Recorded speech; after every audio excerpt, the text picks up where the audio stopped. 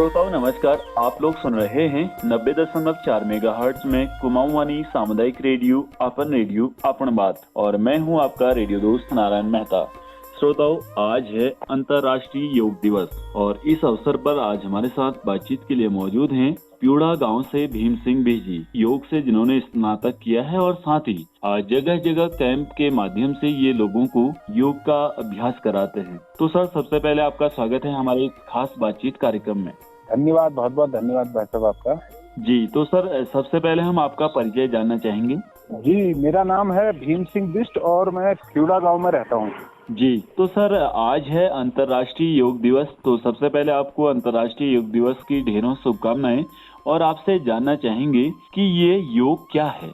जी, तो सबसे पहले मैं भी सभी श्रोताओं को योग दिवस की हार्दिक बधाई देता हूँ। तो आपने जैसे पूछा कि योग क्या है, योग का मतलब है, एक सामान्य अर्थ में अगर हम लें तो योग का मतलब है जुड़ना। जी, जैसे 2 और 2 का अगर योग करेंगे तो 4 है, तो इसका योग का अर्थ है सामान्य भाषा में हुआ जुड़ना। जी, जी। अब जुड़ना किसको है? जुड़ना है अपना आत्मा से परमात्मा में जुड़ना। योग का जो लक्ष्य होता है, जो अंतिम योग का लक्ष्य होता है, वो है आत्मा से परमात्मा का मिलन, वही उसी को योग कहते हैं। बिल्कुल। और अभी जो है, जो अष्टांग योग के बारे में आपने सुना होगा, अष्टांग योग होता है। जी, जी। तो अष्टांग योग होता है, इसमें ध्यान, धारणा, यम, नियम, आसन, ध्यान, धारणा, समाधि, ये इसके 8 अंग होते हैं। जी, जी। तो सर अगर हम बात करें योग की तो हम योग दिवस आखिर क्यों मनाते हैं? देखिए, योग ऐसा है, भारतीय परंपरा में जो हमारी जो प्राचीन परंपरा है उसका एक अभिन्न अंग जो योग रहा है। जी। और आज आपने देखा होगा, आज पूरी दुनिया में योग फैला है और इसके जिससे फायदे होते हैं, जो हमारा चाहे आयुर्वेदा है और ये योग है, तो इससे जितने फायदे हैं, आज ये जो हमारा सौभाग्य है कि वर्तमान जो हमारे प्रधानमंत्री है, उन्होंने ऐसी पहल की कि पूरी दुनिया एक निश्चित 21 जून को योग दिवस मनाए। जी, जी।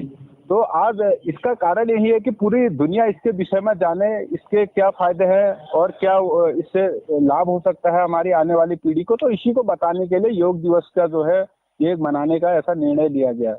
बिल्कुल भीम जी, अगर बात करें हम योग की तो अगर मैं योग करता हूं और बहुत सारे श्रोता अभी आपको रेडियो पर सुन रहे हैं, तो कोई भी चीज अगर हम करते हैं तो करने से पहले हमें कुछ बातों का ध्यान रखना होता है। तो क्या योग करते हुए भी हमें कुछ बातों का ध्यान रखना चाहिए?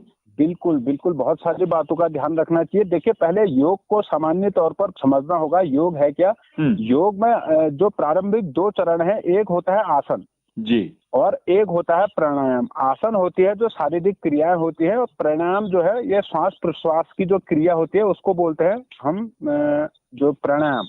जी।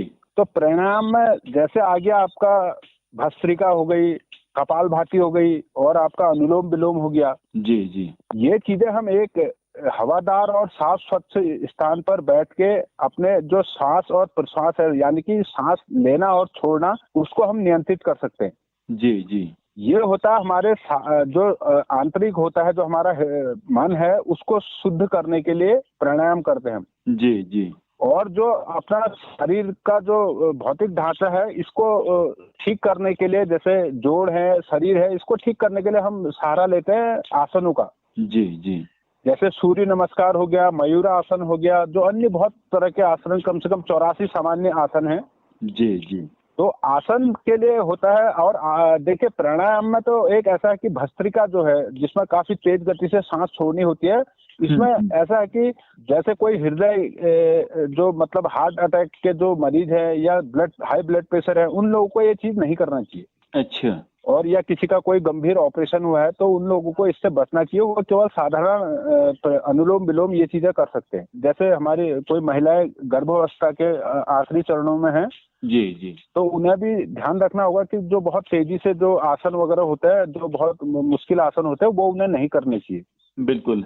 अब बात आती है भीम सिंह जी, आपने क्योंकि कोविड का दौर अभी हम लोग भूले नहीं हैं, है ना? जी, जी, तो क्या आपको लगा कि कोविड काल के दौरान जब लोगों ने योग का अभ्यास करना शुरू करा तो उन्हें कहीं न कहीं इसके जो लाभ हैं, जो फायदे हैं, वो महसूस हुए? जी, बिल्कुल। देखिए, योग ने कई लोगों के लिए इतना बड़ा सहारा बना। देखिए कोविड काल में हुआ क्या, बहुत सारी भ्रांतियां और एक इतना गहरा डर लोगों के मन में बैठा कि जैसे रिसर्च भी बताता है, कई लोग तो बीमारी से ज्यादा डर की वजह से हार्ट अटैक से मर गए थे कोविड के दौरान। जी जी, मानसिक तौर पर परेशान थे लोग, घरों में बंद थे। जी तो जहां अनुलोम विलोम और ध्यान और ये श्वास प्रश्वास किया, उससे लोगों को देखिए वैसे कुछ फायदा हुआ नहीं हुआ, क्योंकि योग एक ऐसी प्रक्रिया, आपको ऐसा नहीं कि आपने आज किया तो आज ही फायदा होगा। अच्छा। जो बीमारी है ना, मगर जो मानसिक शांति के लिए अगर आप 5 मिनट या 10 मिनट आप ध्यान भी करें या अनुलोम विलोम करें, तो उससे आपका क्या होता है, ब्लड प्रेशर जो है वो नॉर्मल होने लग जाता है और जो दिमाग है वो शांत होने लग जाता है। जी तो सबसे बड़ी भूमिका कोविड काल में लोगों की, जिन्होंने भी योग और वो किया, तो उससे उनको मानसिक शांति मिली, जो डर था वो कम हुआ लोगों का। बिल्कुल जी।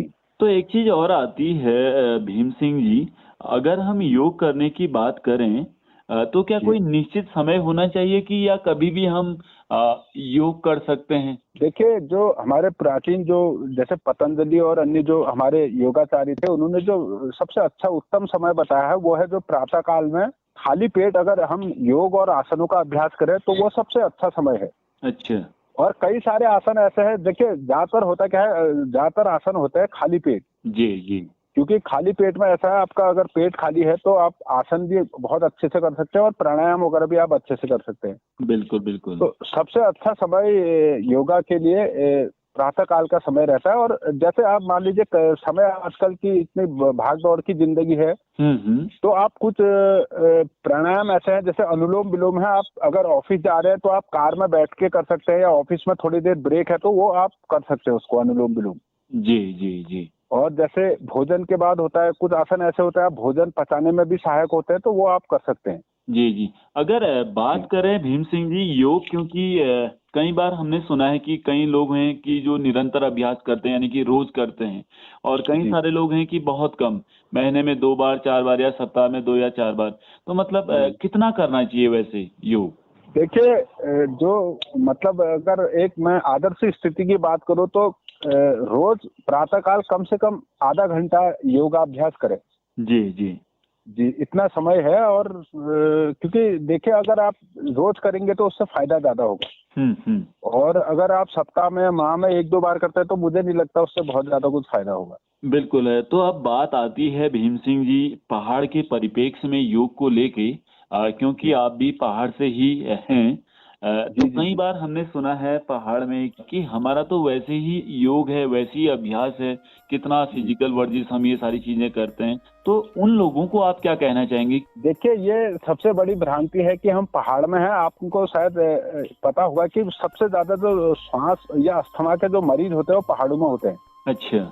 आप ये एक चीज को देखिएगा, क्योंकि होता क्या है, देखिए मेहनत हम करते हैं, खेतों में काम करते हैं, मगर क्या है हमारे शरीर के प्रत्येक अंग को जो है मतलब डेली उसकी जरूरत होती है। आप कह सकते हैं रोटेशन की जरूरत होती है हर अंग को। बिल्कुल। और हमारे आसन ऐसे हैं, जो कई आसन ऐसे हैं जो हर अंग को हमारा उसको मतलब खोलते हैं। आप कह सकते हैं जैसे हड्डियों के जोड़ों के लिए, उनके लिए तो वो ठीक है कि हम अभ्यास करते हैं, उससे हमारी जो घरों में काम करते हैं हमारी कैलोरी जरूर बर्न होती है। जी मगर शरीर का जो विकास होता है उसके लिए योग बहुत जरूरी है। जी चलिए, बहुत बहुत धन्यवाद भीम सिंह जी, आपने योग दिवस के अवसर पर हमारे श्रोताओं को बहुत अच्छे से बतलाया कि योग क्यों करना चाहिए और क्यों है हमारे शरीर के लिए जरूरी। तो अंत में जाते जाते आप हमारे श्रोताओं के नाम संदेश में क्या कहना चाहेंगे? मैं सभी श्रोताओं से एक निवेदन करना चाहूंगा कि कम से कम प्रत्येक दिन आप आधा घंटा जरूर योग करें, चाहे सुबह या शाम, और अपने बच्चों को भी, आने वाली पीढ़ी को भी इसके लिए प्रेरित करें।